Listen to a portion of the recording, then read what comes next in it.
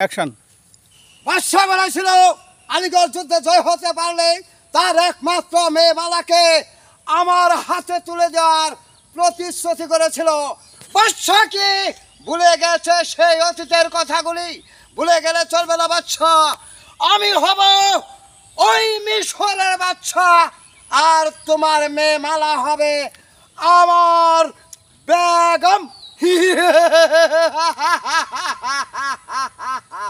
আমি পরস্পর জানতে পারলাম শাহজাদি মালা নাকি কুরিয়া পাওয়া সন্তান কাসেমকে মহব্বত করে।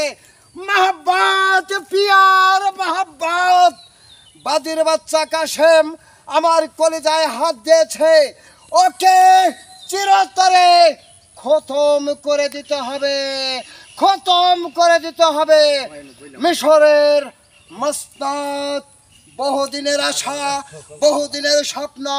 আমি প্রতি রাতেই স্বপ্নে দেখি ওই মসনদ আমাকে ডাকছে, আয় আয় আয়। এখন না, এখন না, অনেক পরে ওই মিশরের রাজধানীর আকাশে একটা মেঘ জমাতে হবে।